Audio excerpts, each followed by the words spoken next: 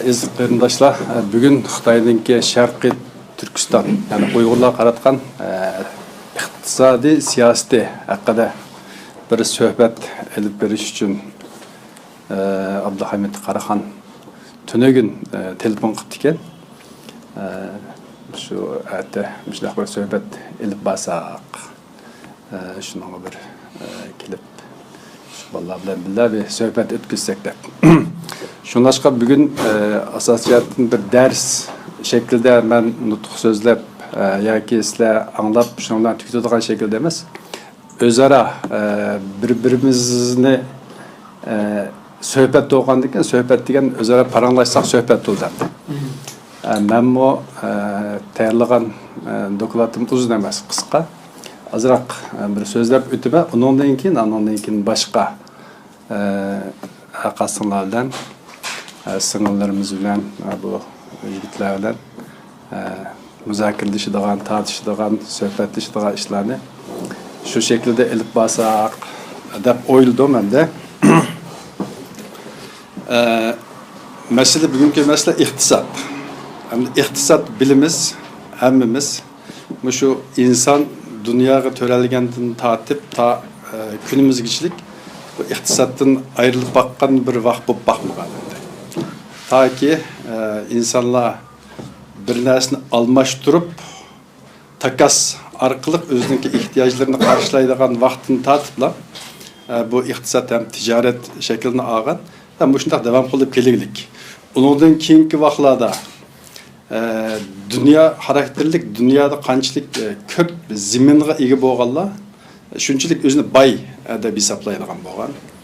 Zimin kengaytish uchun qo'ldan kelgan nurg'un ishlarni qilgan butun nurg'un urushlar zaminni kengaytish uchun elib berilgan. Undan boshqa keyingi vaqtlarga kelgan vaqtda bu sanoat davri boshladi. Buning oldida bilimizlarimiz dehqonchilik, avchilik, chorvachilik bu şekilde elib berilayotgan iqtisodiy faoliyatlar keyingi vaqtda sanoatlashish qarab yuzlandi. Mesela 1760 yıllardan keyin bu par mashinasining ijod qilinishi, ondan keyin 1860 yillarga kelgan vaqtda to'qliq mashinalarning ijod qilinishi, ondan keyin 1970 yillarga kelgan vaqtda kompyuter texnikasi orqali robot texnikasininki taraqqiy qilishi va günümüzde hozir hamda ma Türkçe'de nima deb qo'ydi? Sanaat inqilobi 4.0 deb e'lon bu aqlliq sun'iy aql texnologiyasi. Bu sun'iy aql texnologiyasi orqali iqtisodiy faoliyatlarni yurgizish qadam bosqichiga kirib turibmiz va kirmish bulunmoqda biz hozir.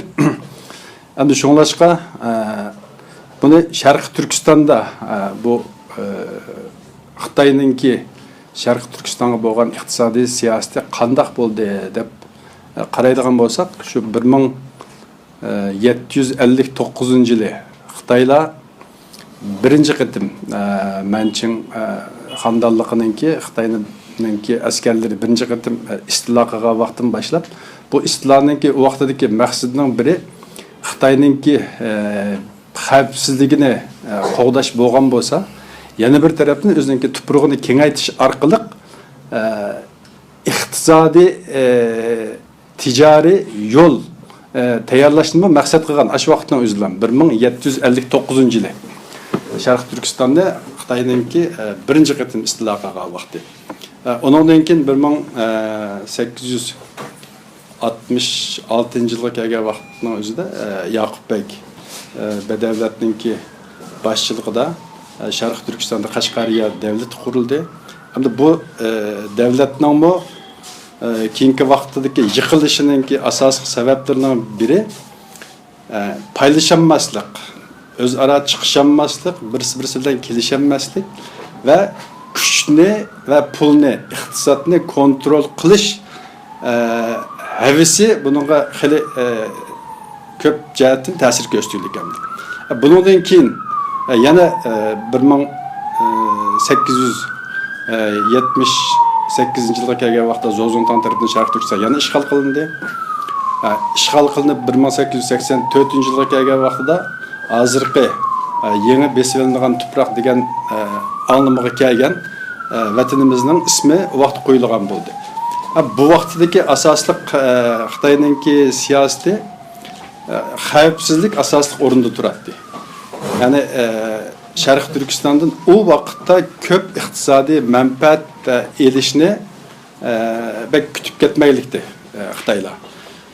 1933 yılı bu istilaha karşı Sabit Damullam başçılığındaki Mehmet İmam Buğra, onun için Temir Halk'ın Katarlıklar başçılığındaki bu bizdeki liderlerimiz inkılapını başlap 33. yılı Şarkı Türkistan İslam Cumhuriyeti'ni kurdu. Şarkı Türkistan İslam Cumhuriyeti'ninki yıkılıp kitiliş sebeplerininki asaslık amillerden birisi iktisatının kemçilliki. Aşağıda iktisat boğan bolsa yeterlik. Askerlerimizni ta'minlaydigan, ondan keyin qurol setib olaydigan va boshqa ta'minotlarninki hammani biz qarshilay oladigan bir vaziyatda bo'lgan bo'lsak, belki Sharq Turkistonninki yaqinqi zaman tarixidagi Uyg'urlarning, Sharq Turkistonliklarninki eng cho'ng bir fursati Xitoydan qutulish uchun. Yani ondan keyingi 44-yili qurilgan Sharq Turkiston Cumhuriyeti tamamen Sharq Turkistonliklarninki kontrolligida bo'lmagan bir inqilab bo'lg'achqa, yani oxirgi natija biz o'ylagandek, biz kutgandek bo'lib chiqmadi. Ama 33-yildagi inqilab hakikaten Sharq Turkistonliklarning asos jihatdan Sharq Turkistonliklarning o'zining kontrolligida bir inqilobdi bu. Bu inqilobga şu vaqtninki baylari yeterlik miktarda iqtisadi yardımda bulunmadı. Bu sebepten asker kamçıl, bununki aqsab hizmetleri kamçıl, ondan setib aldıgan qurollar az. Ama şundaq bir vaziyatda yanılam bizninki nişanımız ve ahirki gayemiz iniq belgilengen bosumu Sabit Damullam qatarlıq liderlerimiz tarafından. Hoca Niyaz qatarlıq bir kısım liderlerimiz o cihetten özününki dünya karşı ve dünyanı biliş cihetteki an seviyesinden tüverek bu qilish sebebidir. Yana Xitoy bilan işbirligi qildigan yo'lni qarab menib qoldi. Shuning bilan bizninki inqiloblarimiz bu şekilde mag'lub bo'lgan bo'ldi. Lekin bugungi kuni qaraydigan bo'lsak, hozir ay yulduzluq ko'k bayroqni esib qo'yib o'ltirib, ondan keyin Sharq Turkiston Cumhuriyetininki girbini, devletimizning ismini, bularninki hammasini biz şu 33-yildagi Sharq Turkiston Cumhuriyetini qurgan liderliğe ve şu yolda can bergen şehitlerimizge qarzdormiz yani. Eğer şu vaqtning o'zida bu belgilangan bo'lsa, bugün dünyada ko'rib turibmiz. Mesela qanchalik perişan vaziyatda bo'layotganligimizni ko'rib turibmiz. O'zaro ittifoqsizlikninki qaysi darajada bo'layotganligini ko'rib turibmiz. Buning uchun iqtisod meselesi faqatla bu bir pul veya ki mal mülk veya ki shundaq xashlablam o'tib ketadigan bir narsa deb o'ylamaslik kerak. İqtisod qachonki milliy iqtisod bo'ladigan vaqtning o'zida o iqtisodninki shu millatga, xalqqa, vatanga foydasi bo'ladi. Masalan, nurg'un baylar bo'lishi mumkin Uyg'urlarning ichida. Ama o bayliqni Sharq Turkiston xalqininki milliy manfaat uchun qo'llanmagan vaqtning o'zida uning Sharq Turkiston uchun bir foydasi yo'q. O milliy iqtisod bo'lanmaydi. Masalan, biz universitede o'qiyotimiz. O'qish bitadi, o'qiyotganlarimiz bor. Agar biz o'rgangan bilimimizni yanılam şu Sharq Turkistonning paydasıga, şunun menfaatiga qo'llanmagan vaqtimizning o'zida o'rgangan bilimlarimizmi milliy bo'lmay qoladi. O faqat o'zimizninki kundalik hayotini qamdaydigan va kundalik turmushini qamdashni asos qilgan bir nishonga xizmat qiladigan bir ahvol o'ttirib chiqdi. Shunlashib biz endi bir narsa o'rgangan vaqtning o'zida ham o'zimizningki shaxsiy turmushini hal qilish uchun ham bu o'rganganimni vatanim, millatim uchun xizmat qilishga ishlataman deganni maqsad qilishimiz bu asosli bir g'oyamiz bo'lishi va nishonimiz bo'lishi kerak deb o'ylayman. Bu iqtisod masalasini deb o'tdik. 44-yildagi Sharq Turkiston Cumhuriyetimiz ummu boshqalarning kontrolida bo'lganligi uchun bu yiqildi. Oxiri 49-yilga keldi endi. 49-yil.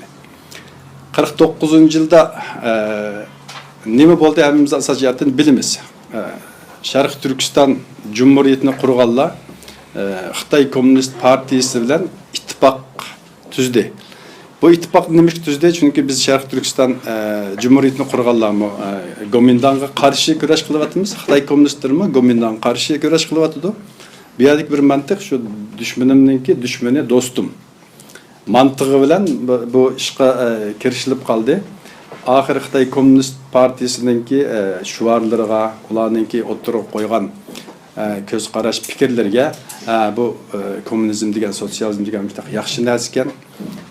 Mushuningga hamkorlashsak, mush yo'lda mangsak, bizningki xalqimizning qutulib qolish imkoni bo'ladi ekan. O'zimizga o'zimiz xo'ja bo'lish, o'zimizningki taqdirimizni o'zimiz belgilaydigan bir ahvol shakllanadi ekan degan ko'z qarash fikrlar bilan ham sirtqi kuchlarninki zo'rlashi bilan ixtiyoriy shaklda bo'lmagan bo'lsa-mu, Xitoy kommunistlar bilan birga harakat elib berib, ikkinchi qatimliq Cumhuriyetimiz shuning bilan tugagan bo'ldi. Endi 49-yilga keldik. 49-yilga kelgan vaqtning o'zida 49-yilda Sharq Turkistonda 290 ming Xitoy nüfusi vardı. 290 ming. O nimene slaytni Şunda ama başka kompütür var mı yok mu? Başka kompütür var. Ne kompütür bana düşmeyip geçiyor ulaşıda. Nazira bilen bu iqtisat demdi. İqtisat ne dep öttük. Bunun alaqi fakat iqtisat bilan çeklenip kalmay. Bununki siyasi tarafı var elbette. İctimai tarafı var elbette. Şunlaşık bununki her taraftan özara fikirleşsek, özlerimizdeki göz qaraşlarını değişsek yaxşı buldu.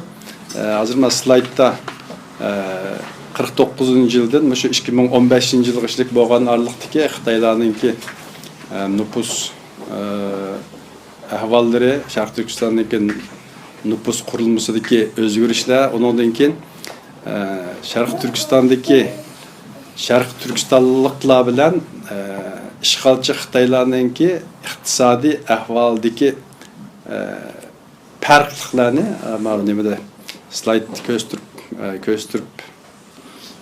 o'tmoqchi hozir.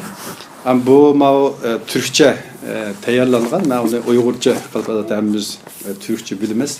Uyg'urcha tayyorlasak yaxshi bo'ladi. Faqat Uyg'urlar bo'lgan bir majlis bo'lgan ekan bu yer. Hamda Türkçe tayyorlanganligi uchun hamda shuni shu bo'yicha qaysinglar bilan o'rtoqlashimiz. Anlaşılık özümle azırak tunuşturup ötey.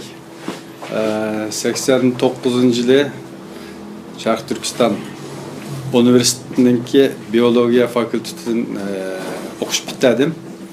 Ondan keyin bir 2 yıldak vaqtda 85 yılı üniversiteye kirgan.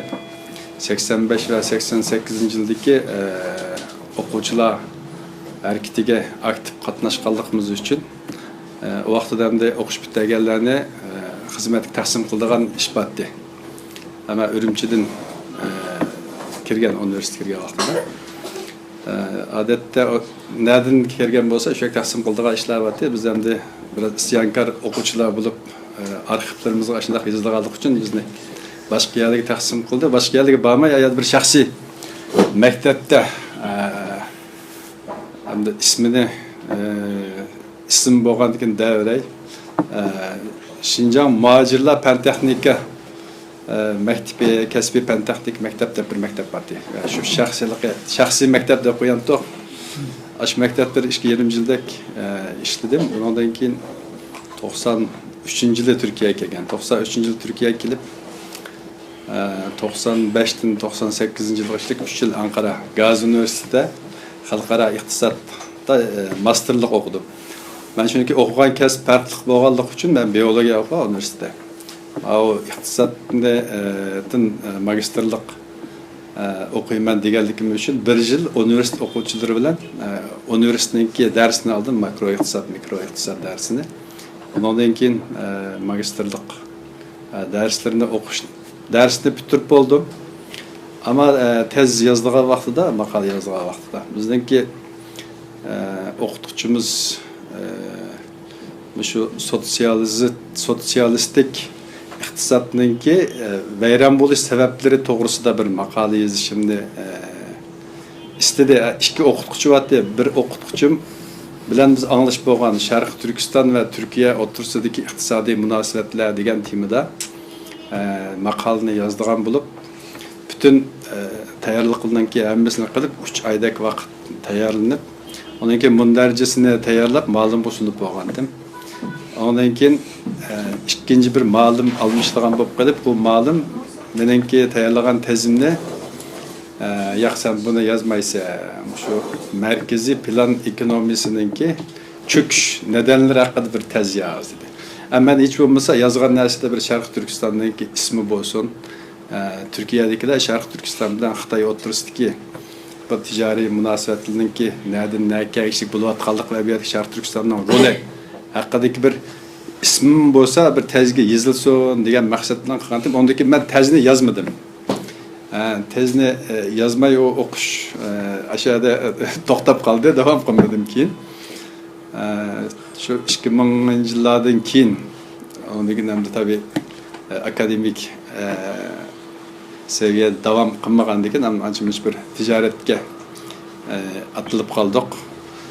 Xalqaro iqtisod o'qigandan keyin biraz tijorat qilaylik deb. Ancha muncha tijoratni qildik. Paydım aldık, ziyanma tattık. Shundoq. Hozir shu ancha tijorat bilan hem vatanimizdeki ahval doğruluk, devamlık şu okup, izlenip, araştırıp durumuz hem de. Bu vatan sevgisi insanınki kalbi bir kıtım kirgenliğin keyin ta ömrününki ahırı işlik bu çıktıdığan bir narsa emas hem de. Mühim boğa şu vatan sevgisini kalbimizge yerleştirip ediş. Eğer bunu hem de kalbimizge yerleştirip alsak, biz meyli nemiş kılaylı, kandak yerde buluşumuzdan qat'i nazar bütün qilgan işlerimizde, hareketlerimizde bu vatan için hizmet qilish ishtiyaqi içimizden hiçbir vakit yo'qolib ketmaydi. Şoňlaşgan dedik deymiz o aşık boldum. Yani bir insan aşık bo'lgan aşığı için her qandaq bir narsani qilishni ko'zga ala oladi. Hem biz şu vatanimizga aşık bo'la olsak, bunun için belki mantıkka sığmaydigan işler buluş mümkün bunun içinde. Biz mantığımız bilen bu mantık bilen oylap bazı işlerinki ahırga çıkıp bulanmaslığımız mümkün. Mesela bugünkü günü qaraydigan bolsak, Xitoy shunchalik kuchlik, mayli askeri bo'lsin, mayli iqtisodi bo'lsin, mayli nüfusu bo'lsin, qaysi jihatini elib qo'ysak, biz bilan seliştiğini bulmaydigan derecede güçlük. Ama bu güçlük düşmanımızga karşı biz yanılam hiçbir zaman birinci kıldığan işimiz içimizdeki işencimizni yo'qotmaymiz. Yani işencimizni yo'qotib qo'ygan vaqtning o'zida bu ish tugaydi. Aldı bilan her zaman işencimizni yo'qotmaymiz. Şu işencimiz, g'oyamiz to'g'risida harakat qilishga tirishimiz. O hareketimizdeki neticesi belki bugün buludu, belki kim buludu, belki bizden kim buludu. Onu bilemeyiz. Ama ümit kılımız bugünkü günümüzde bolsun deyimiz, lakin bo'lmay qolsa-mu, ammo niyatimizdan, yo'limizdan va bu ishtiyaqimizdan bu vatanga bo'lgan oshiqlikimizdan voz kechmaymiz. Shunlashqa oshiq bo'lgan inson har xil shu mashqqa yetish uchun har xil yo'llarni izlaydi. Qarshisiga chiqadigan nurg'un engellarni eshishga tirishadi. Shunlashqa bizmi Sharq Turkiston davosini vatanimizga bo'lgan bu mehr muhabbatni shu aşk seviyesiga ko'tarib yurkimizni bir yerlashtirib olsak, bu mangu o'zimizni davomli harakat keltirib biz to'xtab qolaylik, yetib olaylik desakmi, ichimizdagi kuch bizni dürtib buni olg'a ilgirlashimizga sababchi bo'lib turdi. Mana bu xaritada ko'ryapmiz, hammamiz bilamiz, Sharq Turkistondagi strategik o'rni intayin muhim. Mesela Xitoyningki Qozog'iston, Qirg'iziston, Tojikiston, Afg'oniston, Pokiston, Hindiston. Ayada 6 davlat bilan Hindiston bilan boshqa tarafdan chegirdosh bo'la oladi. Lekin ayadagi 5 davlat bilan faqat bizningki Sharq Turkiston orqaliqlab chegirdosh bo'la oladi Xitoylar. Hamda Xitoyningki g'arbga ochiladigan birdan-bir yo'li xaritadan ko'rganimizdek Sharq Turkiston. Agar Sharq Turkistonni ayirib o'tgan vaqtimizning o'zida hamda Xitoyningki xaritasida boshqacha bir o'zgarish bo'ladi. Uni qaraydigan bo'lsak, qanchalik muhim o'rinda ekanligini va Xitoyningki bugungi kunda bu yerdan voz kechishiningki qanchalik aqlga, mantiqqa uyg'un tushmaydiganligini bu xaritadan ko'rib ola olamiz. Masalan, g'arbga ochiladigan birdan-bir burunqi Ipak yo'limi Sharq Turkistondan o'taylikda, hozirgi yangi Ipak yo'limi Sharq Turkistondan o'tayotdi. Sharqqa qaraydigan bo'lsak, Sharqning hammasi Amerikaningki kontrolida, dengiz yo'lining hammasi Amerikaning kontrolida hozir. Hamda Xitoyningki birdan-bir mağalaydigan yo'li Sharq Turkiston bo'lganligi uchun bugungi kunda vatanimizda yashayotgan zulmninki Xitoyning g'arbga echilish, g'arbni sumirish, ya'ni bunday qilib aytganda kengaymachilik siyosatininki bir neticesi, kengaymachilik siyosatining yo'l echishining bir neticesi. Ana ikkinchisiga o'tildi.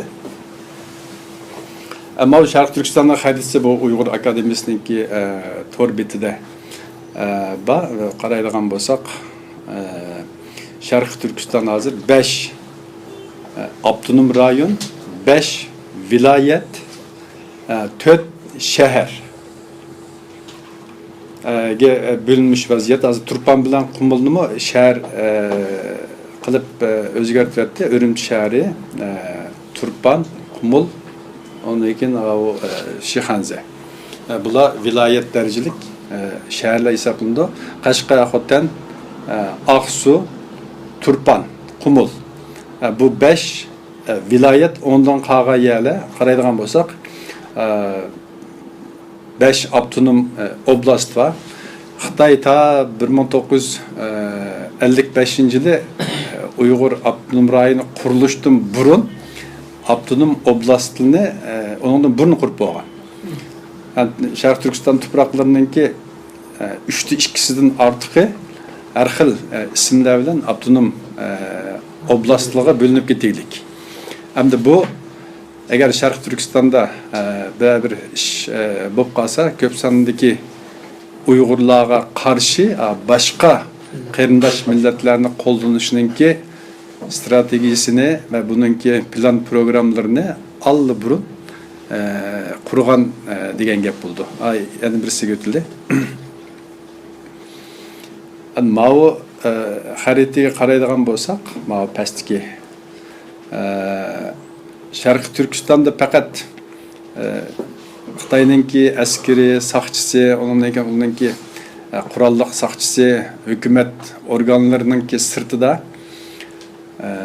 Bingtuan ishlab chiqarish qurilish diviziyasi deb ataymiz ғой.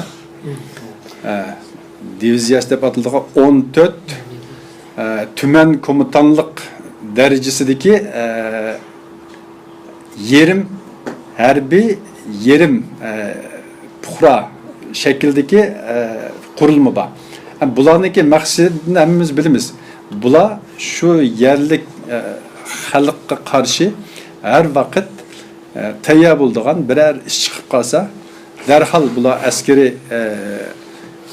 o'zininki uniformasini kiyib, ayadagi xalq bilan xalqni bostiradiganға qo'llanadigan eng asosli harbiylarninki sirtidagi yana bir harbiy kuch, buningki darajasi avtonom rayon darajilik. Şu diviziyanınki derecesi avtonom rayon derecelik. Bularınki her bir tümen komutanlığı vilayet derecelik. Onun astıdaki tüven degenimiz nahi derecelik yerler oldu da şu. 100 hazır 9 şehir var. Şu Bingtuan degenge ait 9 şehir. Onun için 140 netçe tüven nahi dercilik yerler. Bu Şarkı Türkistan'daki normal yerlik hükümetke paralel yani bir hükümet var diye yaptı. Ama Türkiye'de paralel devlet de koydu o. Bu paralel devletinin bir aşı uygulanğan, aşının teorisine uygun kildiğan neyse ama Şarkı Türkistan'daki şu işlep çıkarış kuruluş diviziyesininki mekanizması. Bu Şarkı Türkistan'dan başka Xitay'nınki hiç qandaq yerde hazır yok. Fakat Şarkı Türkistan'dan ba. Az bir vakit Xitay'nınki başka yerlerde mi bu kurulup diken keyin hemisi bekar kılıngan bu 1975 yıl mı 76 yıl bekar kılınıp 81 yılı yani qaytadan asli keltirilip kurulup çıkıldı. Bunundan görüp alalıyız ki Xitay her zaman, her vakit Şarkı Türkistan'ı özüge xavip dep qarab bunu kontrol qildigandan keyin mexanizmasini bu şekilde qurib chiqildi, davom qildi. Mavi graf qaraydigan bo'lsak, 1949 yildagi Şarkı Türkistan'daki umumiy nüfus ahvoli. Şu vaqtida Şarkı Türkistan'ның hamda mayadagi sonliq raqamlarning hammasi Xitay'nınki resmi manbalardan elindiği rakamlar bu. Çünkü bir ilmi şekilde tayarlanan bir... Bu Xitay'nınki uydurup çıkargan nüfus statistikası olar mesela. Bu herkes özümüzün asli sanını bununla... Asli sanını biz hem de hazır iniq bilemeyimiz. Asli sanını iniq bilenmegendikin bu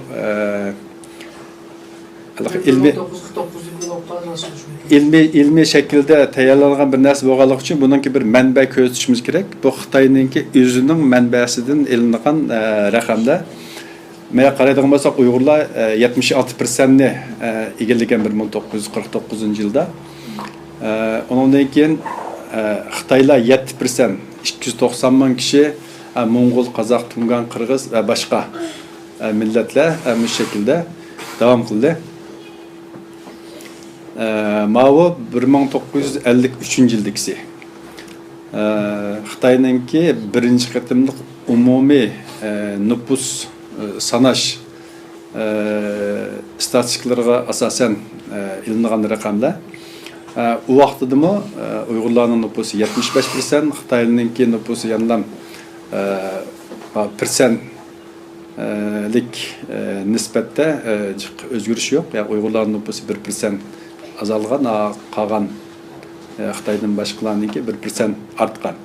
Va birinchi qatimliq umumiy nüfus sanash raqamlaridan ilingan statistik raqamlar bilan davom qildi.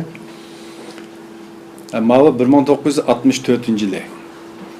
Bu Xitoyninki ikkinchi qatimliq umumiy nüfus sanash statistik raqamlari. Birinci 53'e qaraydigan bo'lsak, Şarkı Türkistan'daki Uyg'urlarning nüfusi ya da 75%'ti. Hozir 64-yilga kelgan vaqtning o'zida 11 yil ichida 55%ga tushib qoldi. Xitoylarninki nupusi 7%, 7%dan 32%ga chiqibdi. 10 yil ichida 53 dan 64 kishilik bo'lgan 11 yil ichida bo'layotgan nüfus artışı bu. Devam qildi.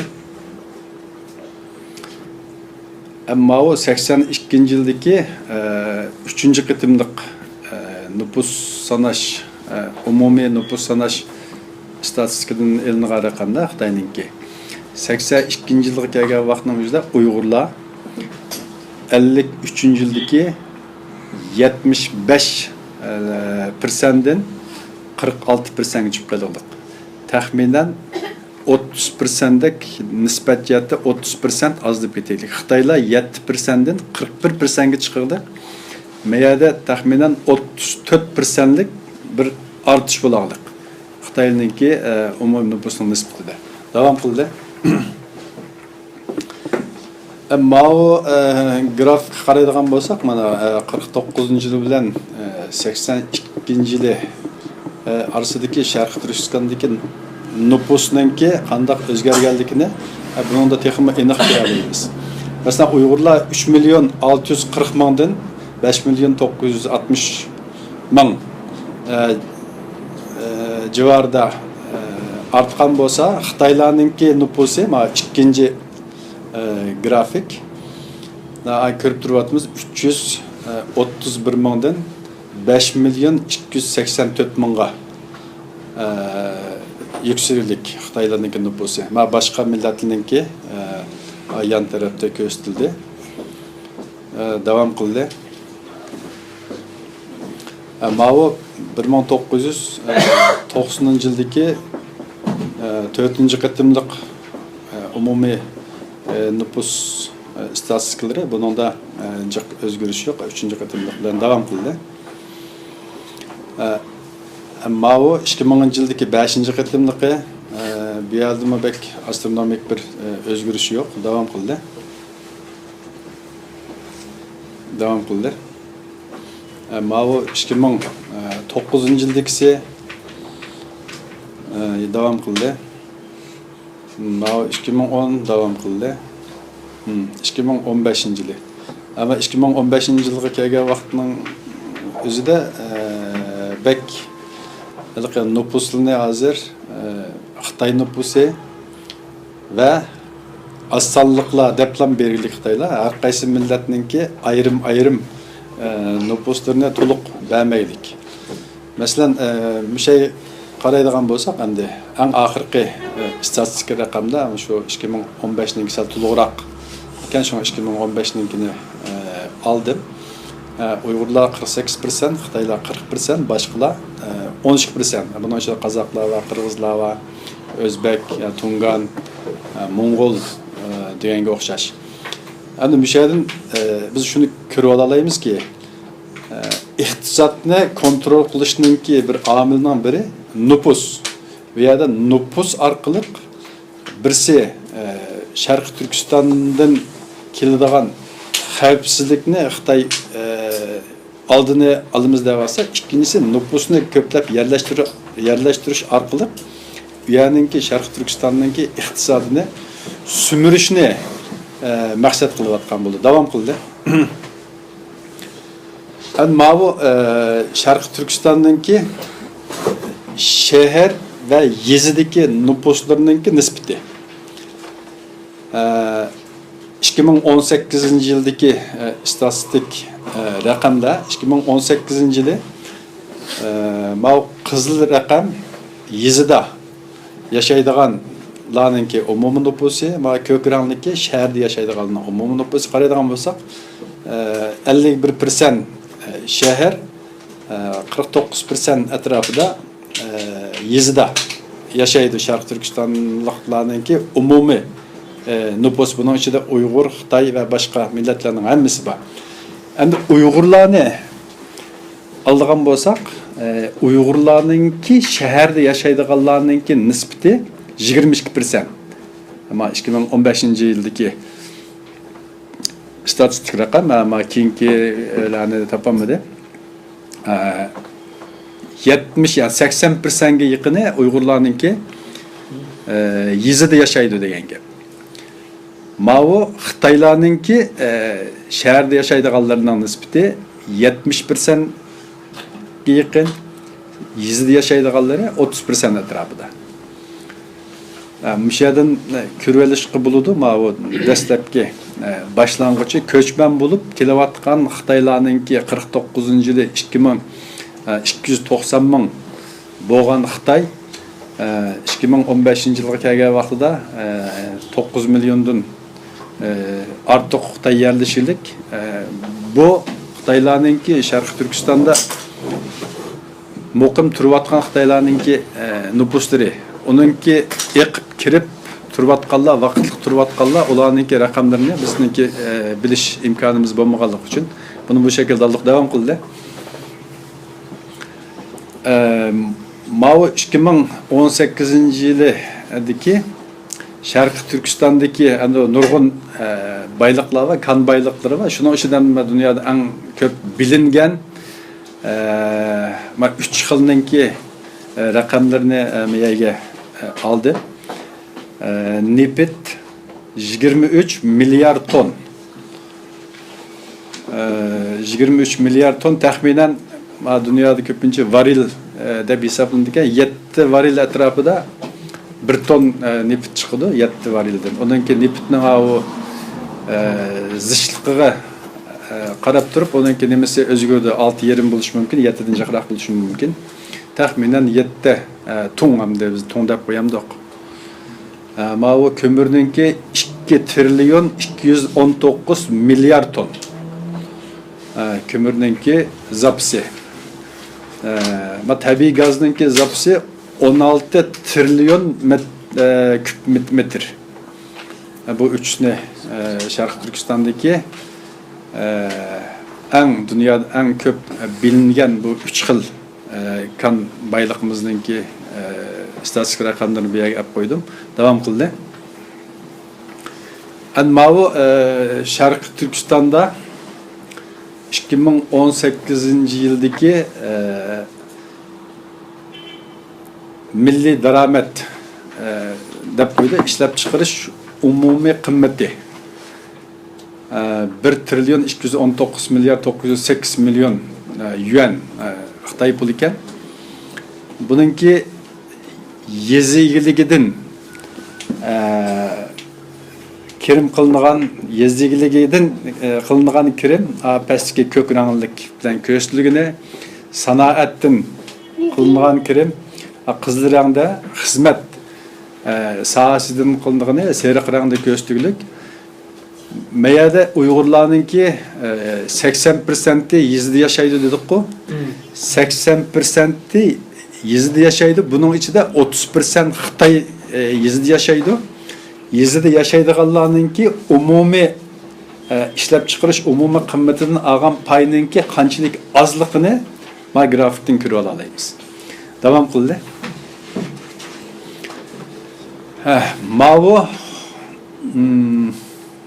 umumiy qimmatidagi Sharq Turkistonning ishlab chiqarish umumiy qimmatida yezigiligi 13,87%, sanoat 40,36%, xizmat 45,77% tashkil qilganlik.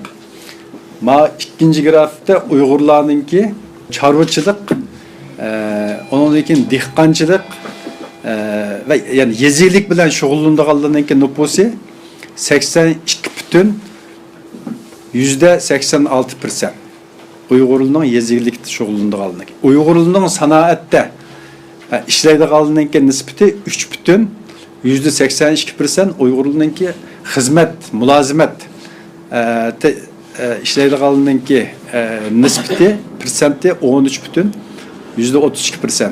Mana shundan ko'radi Mao yan tarafdagisi Xitoylarninki yezikligida ishlaydiganlari 32, sanoatda 21, xizmatda 45% tashkil qildi. Ya'ni Uyg'urlarninki 82,86'siningki ishlaydigan yezigilik sahasından kıldıgan kirimi Xitayning qo'shqol vaqtida 13,87% dengepmeydi. Yani bununki Xitayninki nispeti az olgan bilan Xitayninki alıdığan onundan alıdığan payı Uygurlarninkidan köp. Şunlaşqa bunu yani qayta müşahede oturağan o'quvchilarimizning ichida bu sohada tadqiqot ilib berayotgan va bardaqaldi bo'lsa, texmo inchikilab, texmo ayrıntılı bir şekilde ilib bası buldu. Devam qildi. Ma'u Sharq Turkistonninki 2018-yili umumiy milliy daromadiningki miqdori va bu kishi beshiga to'g'ri keladigan o'ttircha kirimini ko'rsatdi. Ma birinchi 3 grafik. Birincisi Sharq Turkistonninki umumisining o'ttirchisi 49,056 yuan. Bu to'g'ri keldi ekan. Ammo o ikinci grafik Sharq Turkistonninki shaharda yashaydiganlarninki o'ttirchisi. Ma ikincisi hajligini bo'ladigan, ya'ni hajligini iste'mol hajligini bo'ladigan pulninki miqdori. Ma boshqisi g'ayri sap milliy daromad deymiz. G'ayri sap milliy daromad. G'ayri sap milliy daromad deganimiz bu ishlab chiqarish uchun sarf qilingan mashinalarning uprash miqdori yo'q. Ondan keyin boshqa sarf qilingan kuch ubulni chiqarib etgan vaqtning o'zida qapqog'ini sap milliy daromad bo'ladi. Bu sap milliy daromaddan taqsim qilingan kishi boshiga taqsim qilingan vaqtning o'zida hajligini bo'ladigan miqdorlari shaharda 32,764, yezilida 11,975. Bu Sharq Turkistonninki o'ttirchisi. Ama ikinci 3 graf qaraydigan bo'lsak, Sharq Turkistonninki o'ttirchisi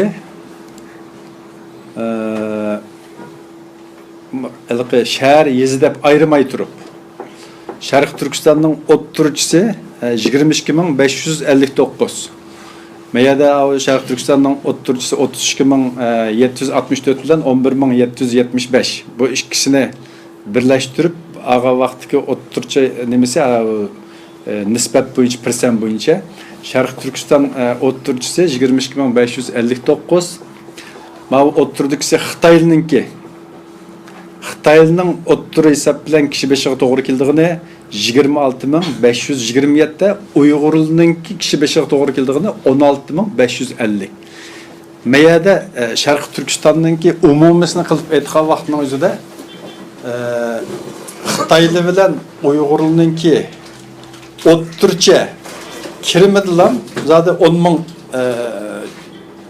yuanlik, ya'ni %30%dan ortiq bir farq bor degan gap bo'ldi. Yani devam qildi. Endi mavu biraz uch nokta bo'lsin deb bunu aldım. Birincisi Ürümçi şehri. Ürümçi şehrininki nüfusu 3,500,000 kişi etrafında. Bu yerdeki Xitaylıninki nüfusu 75% etrafında Ürümçi şehirde. Yani Ürümçi şehrininki gayri sap milli daromadni ağa vaqtda 88,100 yuan kishi beshiga to'g'ri keldigini, hajligini bo'ldigan ne hisobga ağa vaqtning o'zida shaharda yashaganlarninki 40,000, yezida yashaganlarninki 19,000. Chunki Ürümçi shahrininki yezi nüfusu Ürümçi nayisini mazeramda qo'shib o'taylik. Lekin az bir miqdor yezida yashaydigan odam bor endi. Onunki nispati bir 5-6% chiqqanda chiqmadi shu atrofda. Va ikkinchisi Qashqar. Qashqar bilan Ürümchininki nüfusu biraz birisiga yaqinroq ekan Qashqar viloyati bilan. Endi Qashqar viloyatida nüfusu 4 milyon 600 ming. Xitoyninki nisbati 6%. Meyada kishi beshiga to'g'ri keladigan milliy daromadi Qashqarning 19 ming 176 koy.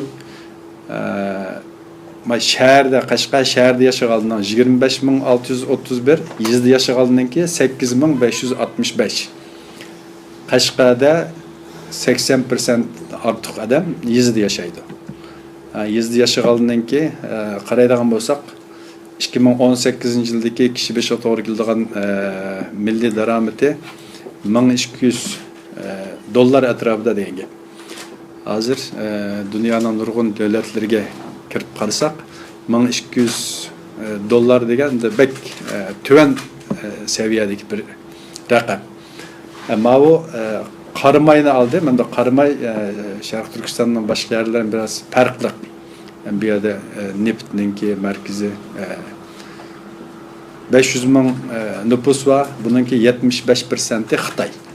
Yani qarimayda ishlab chiqarilgan mahsulotlarninki kishi beshiga to'g'ri keladigan o'ttircha qimmatini ilib aytsak 2800 yuandan to'g'ri keldi.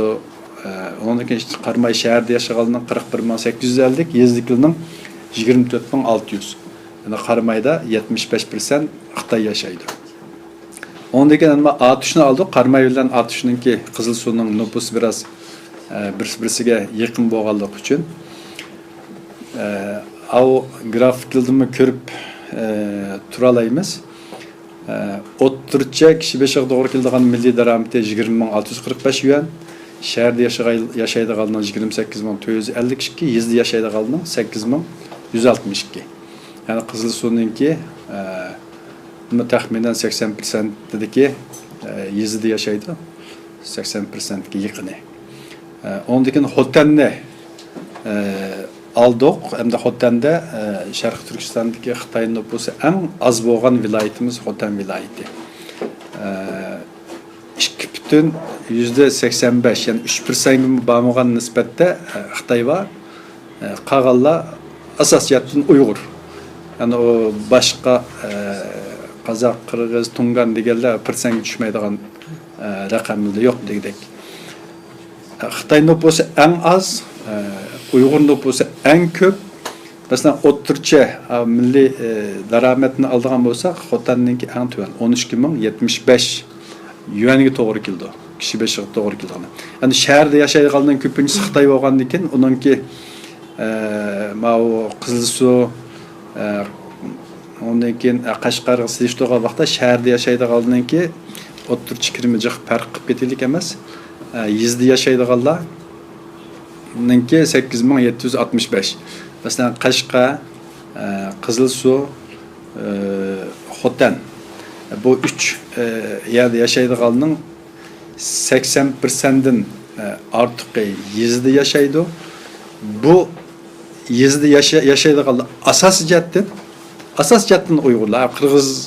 Qirg'izlarda bir Qirg'izlarni bir miqdorni uni chiqarib o'tgan vaqtning o'zida Qashqar bilan Xotanda 80%'den ortiqning hammasi Uyg'urlar. Yani Uyg'urlarninki yezda yashaydi va kirimining qanchalik tuvan ekanligini bu yerdan ko'rib olamiz. Davom qildi.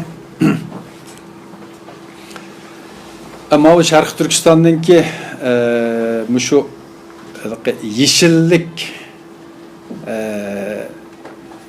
ninki miqdori, yani qanchalik tuprog'ining yeshillikni tashkil qildiganligi 38%ni yeshillik tashkil qildi. 62%i tağlıq, ondan keyin çöl, qaqasliq. Hem de devam qildi. Hem bu yeşillikninki ichida 81%i, avay 38%lik yeşillikning ichidagi 81%i faqat o'tlaqlar. Bu dehqonchilik qilg'ini bo'ladigan yer emas bu. Bunun içinde 11%'i ormanlık, ondan keyin 1%'i hem de başka sünni şekilde yeşillendirilgen bağça, şu bu yerler fakat terilg'u yer miqdori Sharqiy Turkiston şu yeşillik alanınınki 6%'ni terig'ini bulduğu yer teşkil kılgılık. Bundan görüp alayımız yani Sharqiy Turkistonda Uyg'urlarninki nüfusunun köp sallıqı yezide yaşaydı. Yeziglik üçün qo'llanilgan yerninki qanchalik qit ekanligini bundan görüp alayımız. Davom qildi. Mao şu yeşillik köstülüge yerler Sharqiy Turkistonninki yeşillik yerlerini köstülik devam kıldı. Endi hammamiz bilimiz abayımı dep öttük. İşlep çıkarış kuruluş diviziyesi.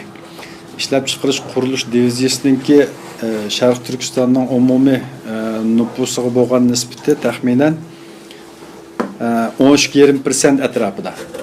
Endi bu 13,5%lik diviziyaninki adimi qo'llanayotgan tuproqninki miqdori Mao üstüdeki 1.284.600 gektar.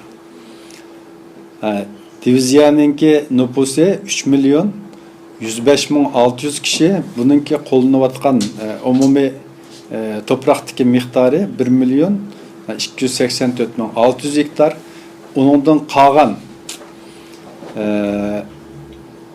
yani nüfusununki yezigligideki qolgan bütün nüfusunun ait bo'lgan qismining qo'llanayotgani 2.840.000 hektar. Ma'lumotga qarab o'tsak 30%dan ortig'ini nüfusununki 12%ni tashkil qiladigan diviziya qo'llanayotdi degan gap bo'ldi. Davom qildi. Mao grafik 2010 yılga işlik bo'lgan raqamlarni topa oldim bu yerda. 2010 yılga işlik bo'lgan raqamni qaraydigan bo'lsak, birinchisi Sharqiy Turkistonda davlat idoralarida, ondan keyin partiya tashkilotlarida bu boshqa har qaysi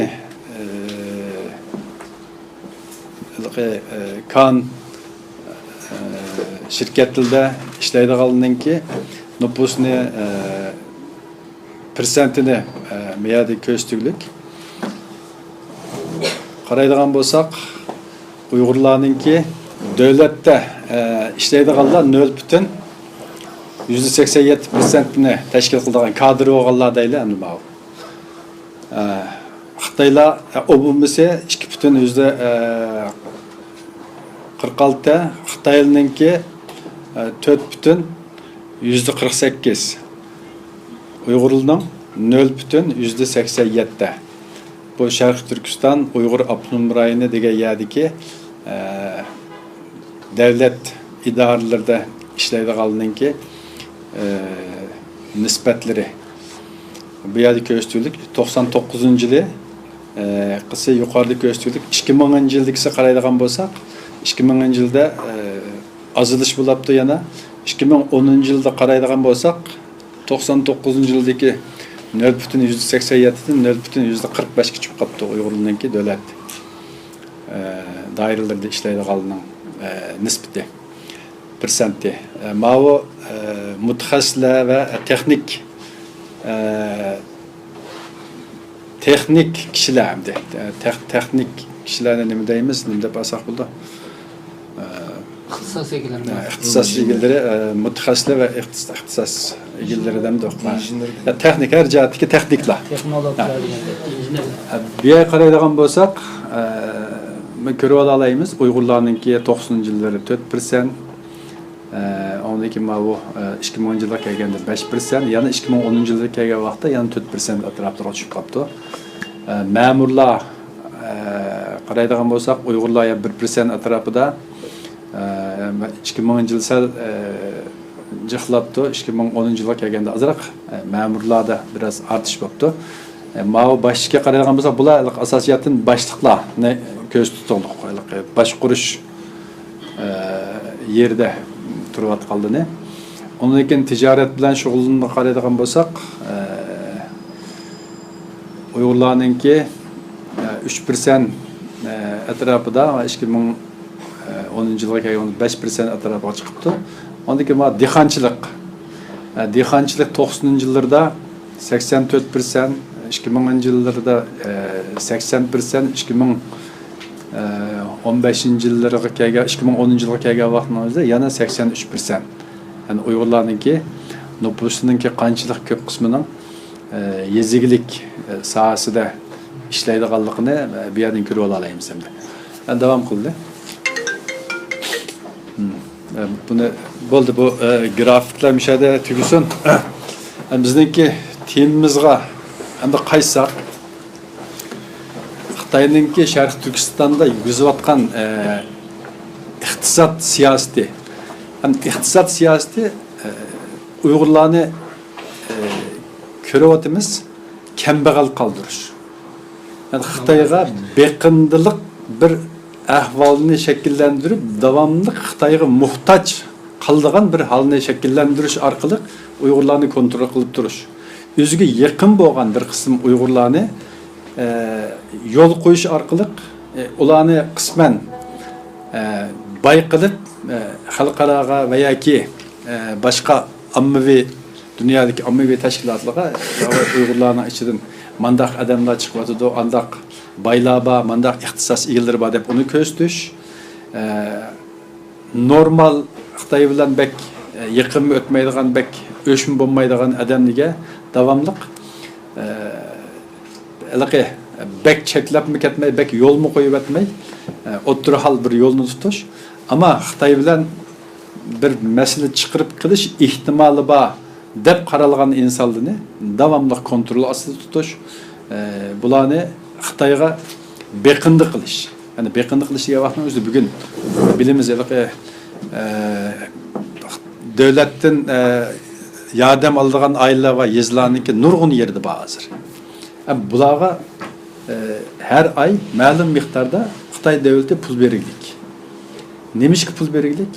Biz bunun etrafdagilarga ko'z quloq bo'lish uchun pul beraylik. Yani her bir pul olgan odam şu etrafdagi qo'shnilardan, ma'lum oilalardan shular mas'ul. Bu yerga kirib chiqqan, kelgan ketgan bütün odamlarni vaqtida bir ustiga doklad qilib turadigan gap. Uningdan boshqa abay ko'rib o'tdik, neft, ondan keyin tabiiy gaz, kömür, ondan başka altın, uranyum, yani nurg'un 148 ga yaqin bu kan baylığı var. 148 xilga yaqin.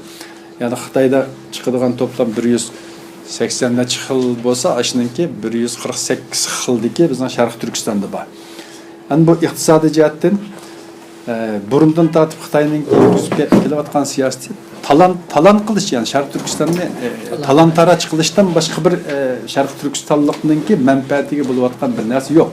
Faqat Xitoyninki siziqidan chiqmay, Xitoy uchun Xitoydanmi bek ishlaydigan bir qism Uyg'ur va boshqa millatlarga qisman yo'l qo'yaqliq endi. Bularni ko'z tutish orqali Xitoyga yaxshi xizmat qilsang, Xitoyninki yendi tursang, Xitoyning diginni şu siziqidan chiqmay, shu bo'yicha harakat qilsang, sana biz yo'l qo'yamiz.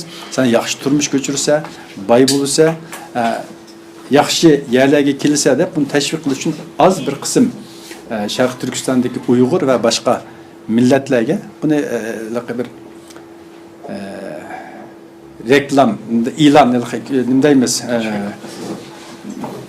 Uyg'urcha vitrin ko'rsatadiganға, tizadiganға bularni o'tirib qo'yadi. Ko'z bo'yamchilik qiladiganға. Ammo uningdan boshqa yo'l yasadik deydi, bino saldik deydi, shundaq zavod qurdik deydi. Bu yo'llarda nima to'shilyapti? Bu binolarda kimlar o'tiryapti? Bu zavodlarda kimlar ishlayapti?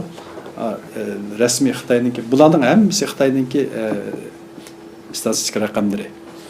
Uyg'urlarniki akademiyaningki bir o'zininki tadqiqot temasi bor. Buni hammamiz bilamiz. Uyg'urlarning nüfusi taxminan 24 milyon. Bunun 20 milyondaki Sharq Turkistonda yashaydi, 4 milyondaki Sharq Turkistonning sirti, ya 1 milyondaki Sharq Turkistonning sirtida yashaydi. 20 milyon Uyg'ur Sharq Turkistonda yashaydi va 4 milyon qolgan bizniki qarindosh millatlarimiz va musulmon qarindosh Türkiye xalqlaridan 4 milyondek var. Shunda qilib Sharq Turkistonliklarning nüfusi 25 milyon deb Uyg'ur akademiyasiniki o'zining araştırıp tadqiq chiqqan bir tadqiqot neticesi var. Hem de buni resmi diyememdik. Buni qo'shimcha qilib her yerde ishlatgan vaqtimizda foydalansak bo'ladi. Asas jihatdan ham abaytin hammamizmi anıldık. Aslida o'zaro gap qilmoqchidik. Ya'ni gapning anjiqini men qildim. Endi o'zaro biraz bir suhbat qilayli endi. Tartishayli. Xitoyda ahvol mushundaq. Siyasi jihatdan bilimiz, siyasi jihatdan bağlan siri merkezden uzaklaştırıyor deylik Uygurlar.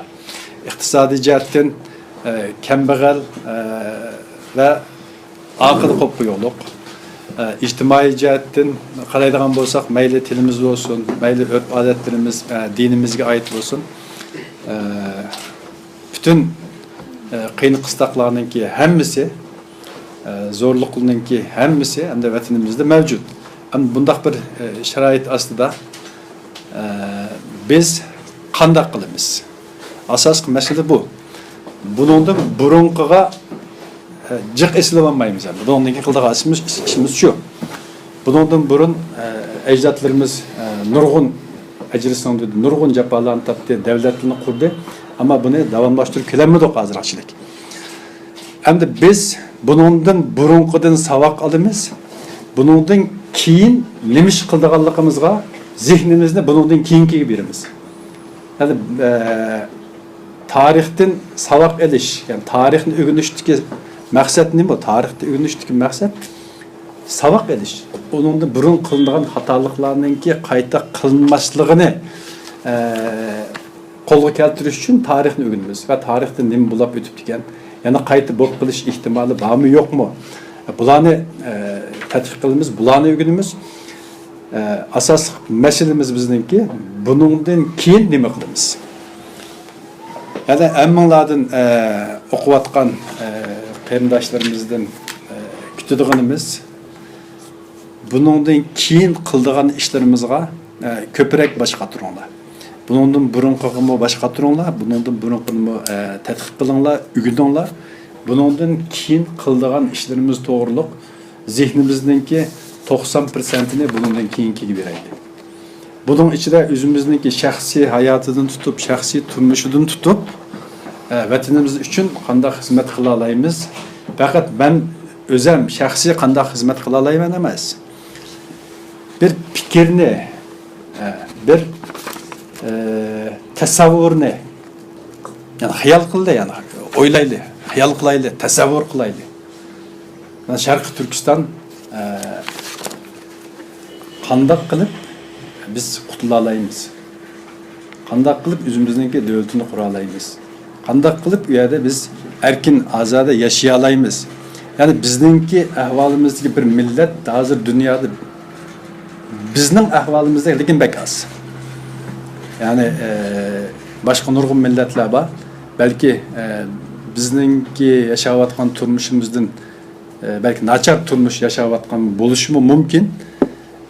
Ama psikolojiya jihatdan, bulapmı ruhi jihatdan, yani biz Sharq Turkistonliklardek mandaq bir zulümga uchrayotgan belki bek az bo'lish kerak deb o'ylayman endi. Biz bundan burunqilar bu ishlarni qilib kelyapti. Sharq Turkiston davosini qilyapti va qilib kelyapti.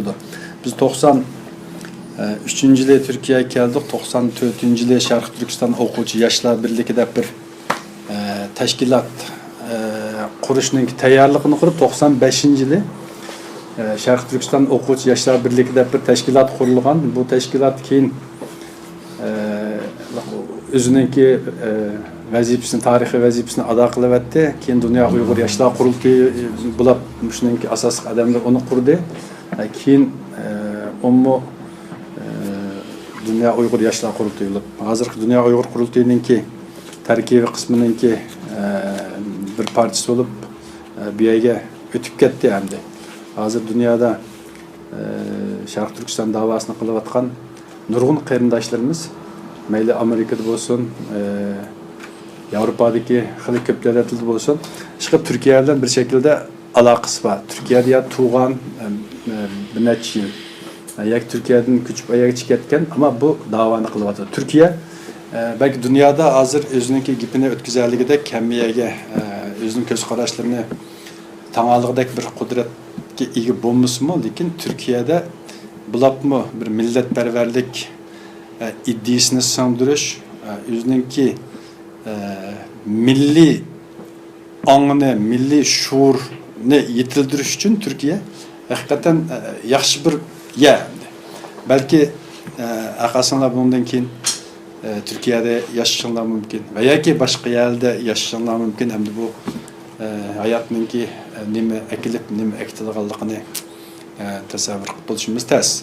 Şunlaşqa nerede buluşumuzdan qat'i nazar, nerede yaşayışımızdan qat'i nazar aldı bilen Şarkı Türkistan Cumhuriyetine yoki Şarkı Türkistan müstakil devletine isminin buluşundan qat'i nazar aldılar özümüzden yürkütü kurumuz.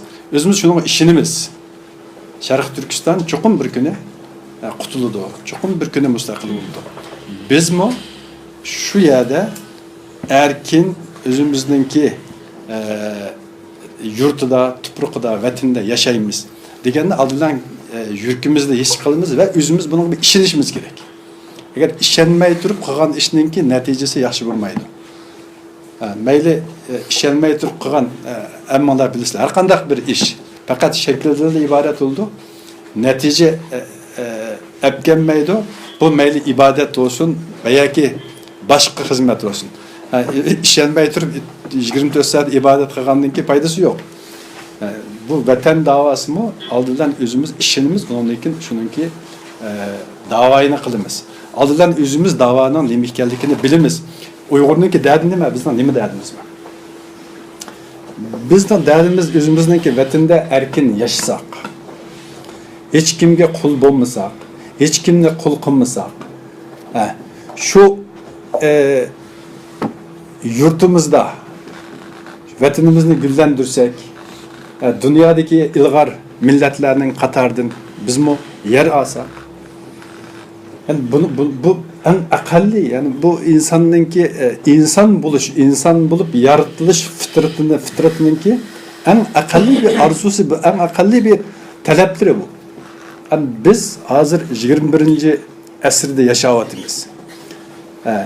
Teknolojiyanınki hazır kelgen seviyesi sanaat obuldan ötep kettik. Endi nimde koyumuz sünni akıl devirde yaşayımız bir tügümüki besiş arkalık dünyanın emiri bilen alakılış imkanımız var ama tukallarımız bilen görüşemeyimiz, atanız bilen görüşemeyimiz. Bir toy tökün, ölüm, yetim, yak nim bolsa muşunu bilenmeydiğin bir ahvalda turvatımız biz hazır. Bunu da tasavvur kılış biz yaşavatımız yani bunu başkalarına bunu anlatıp ulanınki tasavvurda bunu canlandırış asan iş emas. Bu hak işenmeydi buna. Bunda bir iş buluyordu dese bunda işim buluyordu. O qaysi günü 3 gün mü 4 gün oldu. Ferhat Bey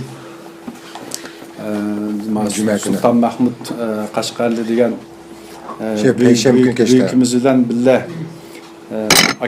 TV'ninki bir programma katılıp aşağıda mandaq iş bulavatdı o ayada kamp var. Kampta mançilik milyondan neçe milyon adam bir yerde kamp usulü alıyor. İbadetini kılanmaydı. Onun denkin özününki tilini mektepte kullanılmamalı. Desek karşı taraf ki onda iş yok. Xitaylar bunun hemmisini badavatı da deydi de hem de karşıdaki adam. Bu karşıdaki adam normal adamımızdan biraz farklı olarak şunda bosu mu? Demek yani işengisi kelgenge işini dağan, yani özünün işığı kelgenge işini dağan, işığı kemmegenine bir tarafı kayırıp koyduğun ahval dünyanın hem yerde var. Hem dünyada karaydıgan bolsak, bu dünya bunda ötüp getivermeydi. Dünyada nurgun çoğun imperiyalar bulup ötken, İskender imperiyasından tutuldu, ondan keyin Mongol imperiyası, Bizantiya imperiyası, Rus imperiyası, İngiliz imperiyası, Osman imperiyası, bular zamanında nayt çoğun devletler, çoğun imperiyalar, 3 kıtani kontrol kılgan, hatta Angliya dünyada kun patmaydigan imperiya deb nam çıkarıqlıq. Yani hazır küçükten bir yer qılalıq, lekin Xitay bugün dünyanın ikinci iktisadi gücü, birinci ticari gücü, ticareti dünyada en çok taşkı ticaret, taşkı soda Xitay'da, yani birinci dünyada. Amerika ikinci orunda durdu ama umumi iktisat cihetin Amerika birinci, Xitay ikinci orunda durdu. Yani bu bunda getivermeydi. Her kandak yükselişinki bir düşüşü buldu. İnsan mı toğlumuz, çoğulumuz, yaşayımız ahiri bir yakaya vakta ömrümüzün ahirlayımız. Cemiyetli mi, imperiyalı mı, devletli mi bu tarihten biri karaydıgan bolsak nurgun bu şekilde bulup ötüklük hem de. Xitay'ınki bugün en güçlük bir zamanı biz doğru keliglik. Belki bu elbette dünyadaki başka çoğun güçlerininki yaxşı kürdüğün bir ahval emas bu. Meyli Amerika olsun, Avrupa olsun, başka güçler Xitay'ın bunca güçlülük bulup gidişini bunu xalamaydı. Hem de Xitay'a karşı duruş için nima qiladi? Xitay'a karşı duruş için Xitay'ınki aciz noktaları qaya. Bularni araştırdı. Bularning içinde birisi biz. Yani Xitay bilan Xitay'a karşı qo'lini alaydigan güçnün birisi Uyg'urlar, Sharq Turkiston. Meyli g'arb devletleri yoki boshqa yerlar bo'lsin, bizningki qari ko'zimiz, qari chechimizni qarab, bular izlib ketibdi, bular biz bir yordam qilib qo'ysak bo'g'dak deydiganlar az sonda bo'lishi mumkin, lekin ko'pinchisi yanılam deb o'tganimizdek iqtisod va kuch. Yani bunu qo'lda tutib turishni asos qiladi. Yani iqtisodni qo'lda tutib turish uchun o'zidan kuchlik bo'lib ketgan bir kuchning o'tirib chiqishini xohlamaydi. Shunlashqa kelgusida belki bizningki vositamiz orqali, bizningki sababimiz orqali Xitoy boshqa bir turlik hodisalarning yo'lining ichiga parchalanishning ichiga kirib qolishi mumkin. Tibet ba, hazır Hong Kong qaynawatıdı, Tayvan ba, bunda nurgun amillar ba. Fakat ümitsizlenmeyimiz hiçbir vakit. Ümitimizni canlıq tutumuz, özümüz ügünüvatqan kesipte, qaysi kesipni ügensek ügüneyli, en yaxşısı buluşuq tirişeyli. Ben fakat adetdeki bir okuqçı, yoki adetdeki bir iqtisodchi, adetdeki bir doktor veya nima tarixchi, adabiyotchi, nima o'qiyotgan bo'lishimizdan qat'iy nazar, men buni eng yaxshisi bo'laman. Bir narsani eng yaxshi bilaydi. Hamma narsani az-azdan bilishda ziyon yo'q. Lekin meningki tavsiyam sizlarga bir narsani eng yaxshi shaklda bilaman. Sen nima ish qila olaysan desa, men mush ishni qila olayman. Va uni qila oladigan darajaga kelaman. Nima bo'lishidan qat'iy nazar qildigan ishim bor. Kasb nima bo'lishidan qat'iy nazar bir narsani quloq qulqonliga ko'p qilinglar ma'ni bir narsani eng yaxshi shaklda o'rganinglar. Bu nima bo'lishidan qat'iy nazar o'rganayotgan kasbning qaysi bo'lsa, men mush ishni qila olayman. Men ham ishni qila olayman degan odam hech ishni qila olmaydi degan gap bu. Ya'ni sen nima? Men shuchi, buchi masalan. Eng qisqasi men oshpaz desem, noch bir oshpaz, noch oshpaz bo'lsin. Ben navay desem nochisi olsun. Ben profesör şu kasbda ben en aldığım orundaki adam bulay. İqtisod hukuk o'qiyotgan bo'lganda eng nochisi bo'lishib tirishinglar. Birincisi o'qiyotgan kasbingizda eng yaxshisi bo'ladi. Buni unutmanglar, eng yaxshisi bo'lishib tirishinglar. Belki bulanmaslıqlar mümkün ama tirishinglar. Tirishmay bo'lg'in olmaydi, ama tirishsak bo'lish ehtimolimiz bor. Bir ishni qilmay turib o işinki neticesini bilemeyiz. Ama bir ishni qilgan vaqtimizning o'zida natijasiga ulashib qilish ehtimolimiz bor. Agar matematika o'qiganlar bo'lsa, ehtimollik nazariyasi degan darslar bo'ladi. Bu xuddalik mana o'qitishda to'g'ri o'qitish olmaydi-da. Shunda bo'lsa men nima gapning kelishiga o'qitib qo'yay. Masalan, bir odam loteriya o'ynamay turib, loteriya chiqib qolish ehtimoli yo'q. O'ynamagan bir odamga. Ama o'ynagan odamga chiqib qolish ehtimoli bor. Az bo'lsin. Shunlashqa biz Sharq Turkistonningki davosini, mujodalasini qilmay turib, Sharq Turkistonningki bağımsız bo'lib qolish ehtimoli 0. Biz Sharq Turkiston uchun tirishimiz, Sharq Turkiston uchun mujodala qilamiz, Sharq Turkiston uchun qo'limizdan nima kelsa, aymay shu yo'lda davom qilamiz, ammo Sharq Turkistonning mustaqil bo'lish ehtimoli bor. Yani biz tirishsak bor, ammo tirishmasak yo'q. Tirishsak bo'lmay qolishi mumkin. Yani onu çokum hatta ögün 5 yıl 10 yıldan keyin diyemeyiz. Ama planlarımızı uzun vadede kılışımız gerek. Yani 3 yıl kılıp bu işini 5 yıl kılıp 10 yıl kılıp herip kalsak olmaydı. Belki hayatımızdan ahırgıçılık kılışımız mümkün. Belki bizden kinkiler kılış mümkün. Yan devam kılış mümkün. Lekin bundan toktap kalmayımız. Hemmanla gap kılsak gap cık, derdimiz cık, küllerçe, heptilerçe desek mi tügümeydi. Bu vaqtchilik sabr qilib anlaganliginizlar uchun ko'p rahmat. Endi o'zaro bir parangli şeyler men susay, endi sizlar biraz bir gap qilsanglar. Assalomu alaykum, qimmatli qarindoshlar, hammanglar xush kelibsizlar tekrar. Abdulhamid qarindishimizning aytib yaxshi bir sunum tayyorlab kelibdi. Bu 15 kunda bir suhbatlarni qilishdik. Asosli maqsadlarimizdan birisi sizlardek yetishayotgan milletimizden tayanç güçlerge tegishik her hafta her 15 günde farklı meselelerde sohbet qilish orqali o'zingning abiyatini degandek o'qiyotgan kasbingni yaxshi o'qishning sirtida azdır ko'pdir vatan millatning g'amini birlikda qilishga va qilish uchun azroq bir bilgiga, fikrga sahip bo'lish uchun bu sohbatlarni qilib kelyapmiz. Ko'pincha kelyapsizlar.